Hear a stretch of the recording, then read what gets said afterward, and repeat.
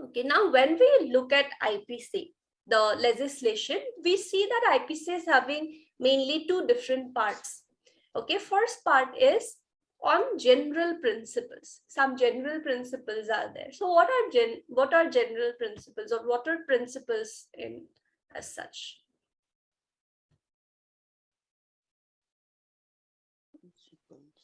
Principles.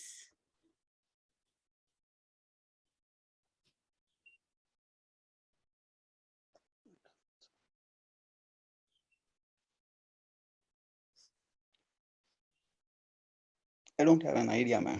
Okay. So it's like how in case of, you are from science background, right? Yes, ma'am. Yeah.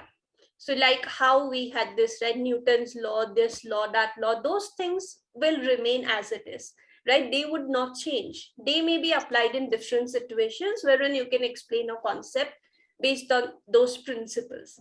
Same ways in law also, we have certain principles. Okay, when we say general principles, these may be applied in multiple given situations. So general principles are nothing but some common principles that apply in case of different types of crimes, different situations. Like mens rea is a general principle.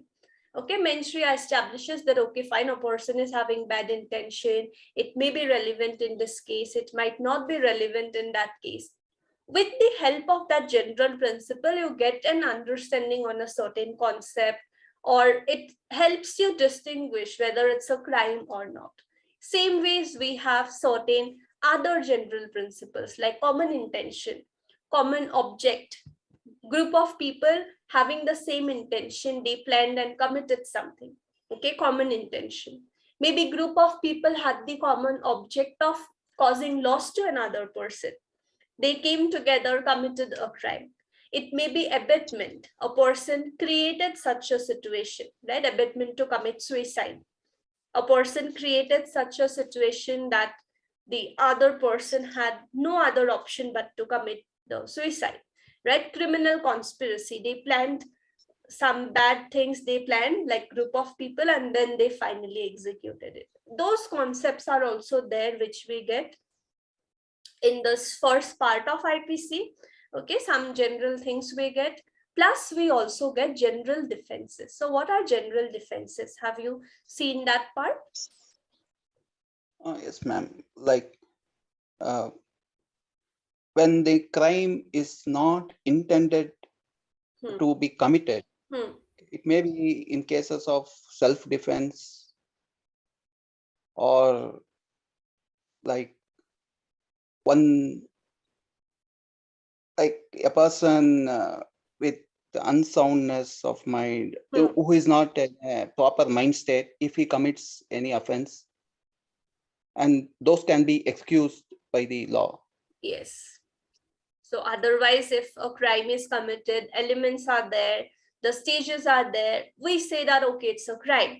The person is entitled to punishment. But there may be some situations where, even though technically speaking, a crime is committed, but still there is a scope of excuse, or there is a scope for justification. Either it may be something that we can excuse it, even though crime is committed, loss is caused, or we may justify it.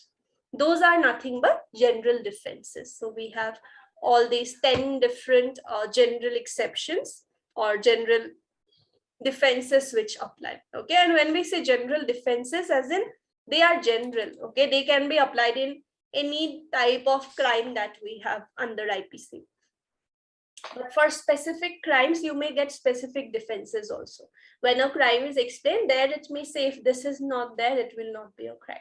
There we may have specific defenses also, but these are like general ones which would apply in any sort of crime. After this first part, we have the main provision, which is nothing but specific offenses.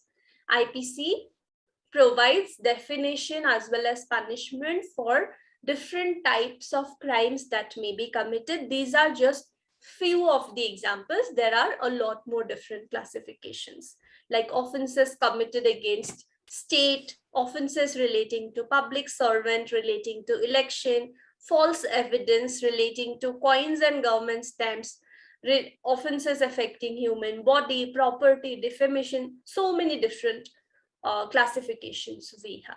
Okay, so these are the major things that IPC provides for. Okay. And apart from this, IPC also mentions regarding different types of punishment. Okay, because we have this long list of crimes that may be committed in India, plus the punishment for it. So before starting with the specific offenses, IPC has provided for a list of different types of punishments that may be given in India as well.